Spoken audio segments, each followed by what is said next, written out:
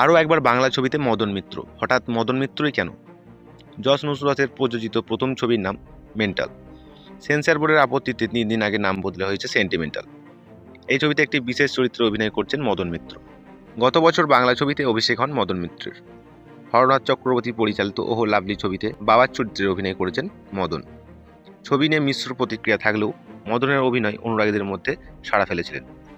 আরও একবার বাংলা ছবিতে অভিনয় করছেন কামারহাটির বিধায়ক নুসরত জাহান এবং যশ দাশগুপ্ত অভিনীত সেন্টিমেন্টাল ছবিটি ট্রেলার প্রকাশ এসেছে। এই ছবিতে বিশেষ একটি চরিত্রে অভিনয় করছেন মদন মিত্র। ট্রেলারের শেষের দিকে একটি মাত্র দৃশ্য, তার ঝলক দেখেছে দর্শক। যশের উদ্দেশ্যে তার মুখে সংকলাপ, রঘুনাথপুরে তোমার যে মেন্টাল সুনামটা আছে সেটা সঙ্গে করে নিয়ে যেও না। ছবিতে পুলিশ কমিশনারের চরিত্রে অভিনয় করছেন মদন মিত্র। হঠাৎ মদন মিত্র কেন? যশ বলেছেন পর্দায় উপস্থিতি কম, কিন্তু মজাদার চরিত্র। এমন একজনকে চাইছিলেন যিনি অভিনয়ের পাশাপাশি দর্শকদের খুশি করতে পারবেন। তখন আমরা মদনদার কথা ভাবি। এই প্রসঙ্গে নুসরত বলেছেন মদনদা যে কোনো চরিত্রের মাধ্যমে প্রাণ সঞ্চয় করতে পারবে। যশ নুসরত দুজনেই চায় আগামী দিনে যাতে দর্শক আরও বেশি করে মদন মিত্রের অভিনয় দেখার সুযোগ পান। নুসরত বলেন মদনদা এমনিতেই তুমুল জনপ্রিয় ব্যক্তিত্ব, পাশাপাশি অভিনেতা হিসাবে আরও জনপ্রিয়তা বাড়লে আমরা খুশি হব।